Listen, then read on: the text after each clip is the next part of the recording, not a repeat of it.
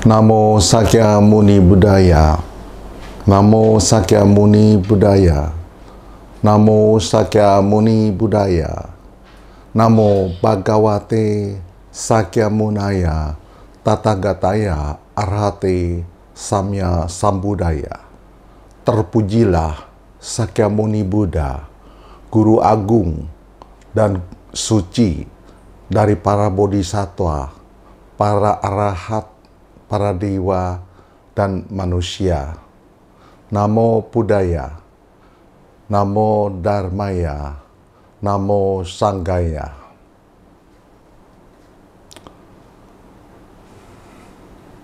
Salam kasih dalam Dharma, Namo Buddhaya.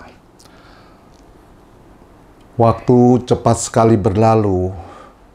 Waisak, hari besar, khususnya kelahiran, kedatangan para Mahabodhisattva, penerangan sempurnanya, dan Mahaparinibbana. Kami semua umat Buddha di seluruh Indonesia khususnya merayakan kembali sejarah yang maha besar kedatangan Mahabodhisattva. 2567 tahun yang lalu beliau telah Mahaparinibbana atau wafat di Kusinara. Kelahiran Mahabodhisattva adalah sulit karena harus melaksanakan paramita yang sangat lama dalam perputaran kelahiran dan kematian. Sang Buddha lahir di Taman Lumbini 2500 lebih tahun yang lalu. Kelahirannya adalah anugerah para manusia dan dewa, khususnya dalam membabarkan Dharma. Kami umat Buddha semua mengagungkan kesempurnaan, keberuntungan Mahabodhisattva dan kebijaksanaan yang maha sempurna. Di dalam tradisi India, dulu manusia lahir dalam keadaan suci.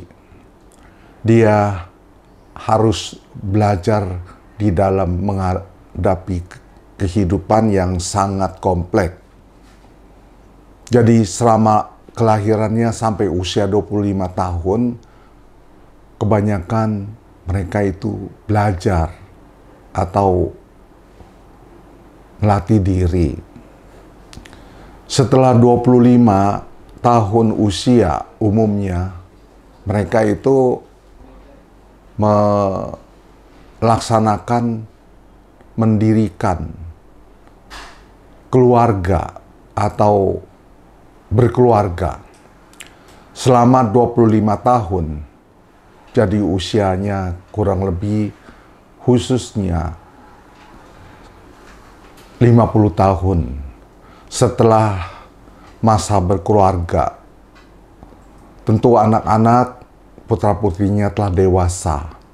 Sesudah itu mereka akan masuk di dalam pertapaan atau khusus membina yang di dalam. Karena di dalam tradisi India, manusia itu badannya, jasmaninya adalah tidak kekal, lahir, tua, sakit, dan mati. Setelah 50 tahun usianya, mereka akan khususkan diri untuk membina di dalam batinnya, khususnya masuk ke tempat-tempat pertapaan.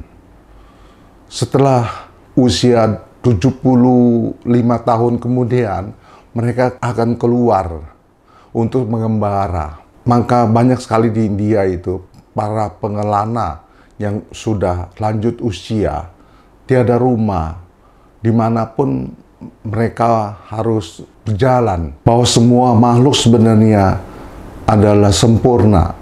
mempunyai benih bodhicitta karena bodinya tertutup oleh kekotoran, yaitu loba, dosa, dan moha, maka tidak pernah dia mengetahui kesempurnaan itu. Kita mengetahui kemudian dia mengajar sebagai guru, nggak mau dia sebagai raja. Mengapa? Karena kekuasaan tidak bisa mendapatkan kebahagiaan. Para ibu, bapak, dan saudara sekalian, hidup ini harus mempersembahkan yang terbaik. Jangan meminta sesuatu dalam kehidupan ini, kita akan kecewa. Maka Sang Buddha disebut adalah yang maha sempurna keberuntungannya. Karena dia melepaskan satu istana. Sekarang kalau kita tahu istananya itu berjuta-juta banyaknya. Dia melepaskan satu putra tunggalnya. Putra-putrinya sekarang berjuta-juta. Jadi Sang Buddha mengapa dia menjadi sempurna keberuntungannya? Karena dia rela berkorban. Ada satu ekor anjing. Dia selalu mencari kebahagiaan, keberuntungan. Seorang dewa datang dari sorga, melihat, kamu mencari apa? Saya mencari rezeki. Sang dewa bersabda, rezeki ada di buntutmu. Dia ingin melihat apa keberuntungan yang ada di buntutnya. Kemudian dia melihat buntutnya. Kita ketahui bahwa nggak mungkin seekor anjing itu melihat buntutnya. Jadi dia putar untuk melihat kebahagiaan atau keberuntungan itu. Kita mengetahui keberuntungan akan datang kalau kita mau berkorban. Itu adalah sebabnya atau bahannya. Tapi nggak mungkin sebab dan bahan itu akan menjadi keberuntungan kita. Yang kedua, dia juga disebut maha bijaksana.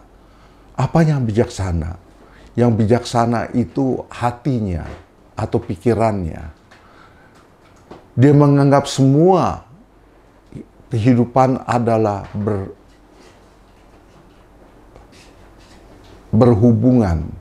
Jadi tiada semua yang terbentuk itu pasti akan hancur. Maka sebelum hancur kita harus siap untuk menerimanya. Itu adalah disebut sunyata. Jangan egois. Kalau beregois kita,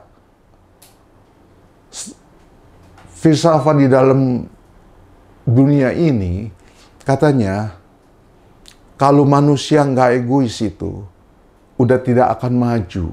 Memang kita tahu kita perlu makanan, pakaian, sandang, dan pangan. Tapi nggak boleh kita karena kebutuhan kita mengorbankan yang makhluk lain. Itu tidak bijaksana namanya.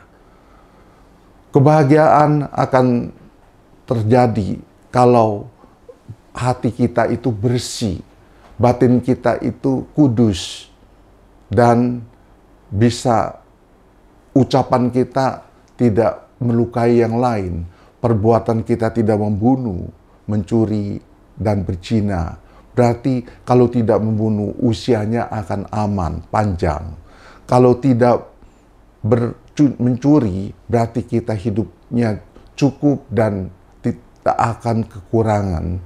Kalau kita tidak berbuat yang tidak baik atau melaksanakan perbuatan asusila, keluarga kita terjamin pasti bahagia. Dan itu adalah tujuan kita semua. Kita mesti jangan mengharapkan hasil, tapi harus menanam benih.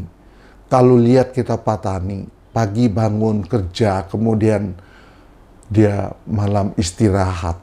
Dia nggak minta apa-apa selain keluarganya itu cukup untuk hidup. Saya rasa ini adalah pelajaran kehidupan yang sangat berharga. Jadi selama Waisak tahun ini, Buddhist era itu 2500 67. Semoga semua dunia selalu damai dan negara kita yang tercinta, Indonesia, itu selalu maju dan rukun, keluarga semua bahagia lahir dan batinnya. Semoga tuntunan Waisak atau sejarah Buddha dapat hidup di dalam kehidupan kita. Salam kasih, dalam Dharma, Namo Buddhaya.